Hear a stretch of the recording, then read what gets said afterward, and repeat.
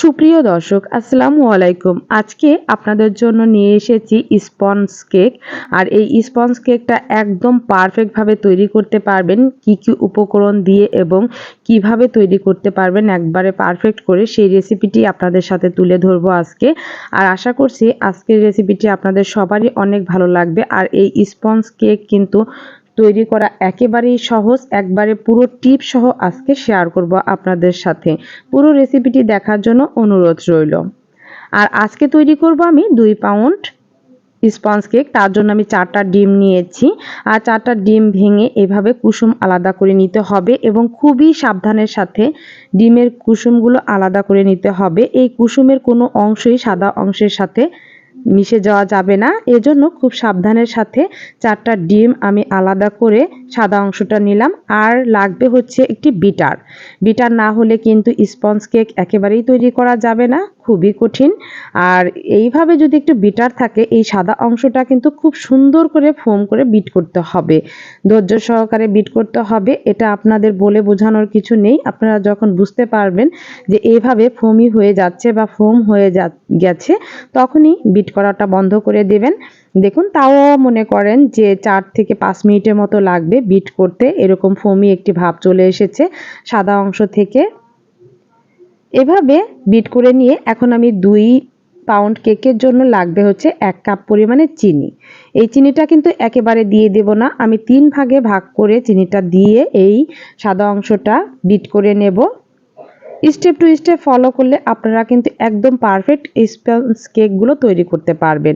আবারও কিছু চিনির পরিমাণটা দিয়ে দিলাম, আর এই চিনিটা দিয়ে আবারও ভালো করে বিট করে নিতে হবে। আর চিনিটা দিয়ে কিন্তু খুব সুন্দর করে বিট করতে হবে, যাতে করে চিনির কোনো দলা ভাব থাকা যাবে না। এত সুন্দর করে স্মুথ করে বিট করতে হবে। এই যে চিনি দিয়ে আমি বারে বারে বিট করে নিচ্ছি।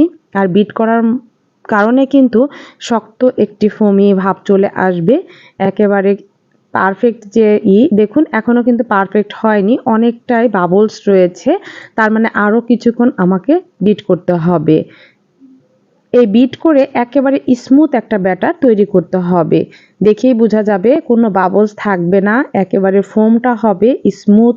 চিনির দানাটা যদি একটু মোটা থাকে তাহলে কিন্তু এটি গলতে একটু সময় লাগবে, তাই চিনির দানাটার উপর ডিপেন্ড করে আপনাদের বিট করতে হবে। তারপরও কিন্তু 3 থেকে 4 মিনিটের মতো বিট করে চিনির দানাটা ভেঙে দিয়ে একেবারে স্মুথ ব্যাটারটা তৈরি করে নিচ্ছি। আমি দেখিয়ে দেব কীরকমভাবে পারফেক্ট করে আপনারা এই ক্রিমটা তৈরি করে নিতে পারবেন।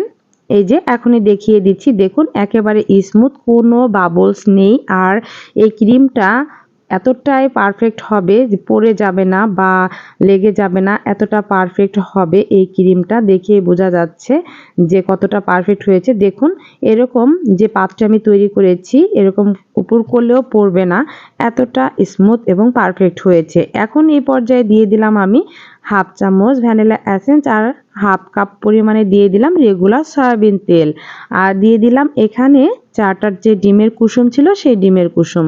এখন সকল উপকরণ দিয়ে আবারও বিট করতে হবে, তবে ডিমের কুসুম দেওয়ার পরে কিন্তু একটু পাতলা টাইপের হয়ে যাবে, আবার বিট করলে সেটা ঠিক হয়ে যাবে, এটা চিন্তার কোনো কারণ নেই। আর একটা কথা বলতে কিন্তু আমি ভুলেই গিয়েছি, এই বিটারটা দিয়ে যদি আপনারা কেক তৈরি করার সময় ব্যবহার করেন, সব সময় কিন্তু লো স্পিডে রাখতে হবে, কখনোই কিন্তু হাই বা মিডিয়ামে করতে যাবেন না, একেবারে লো স্পিডে এটা বিট করতে হবে। কেক তৈরির সময় মনে রাখবেন বিটারের স্পিডটা একেবারে লো হিটে। এই যে দেখুন ভালো করে আমি বিট করে নিচ্ছি। বিট করে নিয়ে আবারও ফোমটা কিন্তু অনেকটাই পাতলা টাইপের হয়ে গেছে, তাই বিট করে আর একটু ঘন করে নিচ্ছি। তবে অতক্ষণ পর্যন্ত বিট করার কোনো দরকার নেই, আগে যেমন 4-5 মিনিট বিট করে করে এই ফোমটা করেছি। আর এখন আমি এখানে 2 থেকে 3 মিনিটের মতো আমি বিট করে নিয়েছি।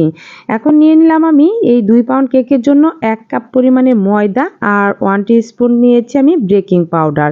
তাই এই যে বেকিং পাউডার, এটা কিন্তু চাকনি দিয়ে আমি চেলে দেব, তবে 3 ভাগে আমি দেব, একবারেই আমি দিয়ে দেব না, তাহলে কিন্তু পারফেক্ট হবে না কেকের ব্যাটারটা। আর এই স্প্যাচুলারের সাহায্যে আলতো করে কিন্তু নেড়েচেড়ে দিতে হবে, নাড়তে হবে। দেখুন আমি কিভাবে নাড়ছি, এরকম ঘুরিয়ে ঘুরিয়ে আলতো করে নাড়তে হবে, উল্টাপাল্টা কোনো নাড়া যাবে না, তাহলে ফোমটা কিন্তু নষ্ট হয়ে যাবে। তাই ফোমের ভাবটা ধরে রাখার জন্য আলতো করে এভাবে ঘুরিয়ে ঘুরিয়ে ময়দা এবং বেকিং পাউডারটা ভালো করে ছেঁকে ছেঁকে নিয়ে 3 বারে আমি দিয়ে দিচ্ছি এবং আস্তে আস্তে স্প্যাচুলারের সাহায্যে সকল উপকরণগুলো একসাথে মিক্সড করে দিচ্ছি।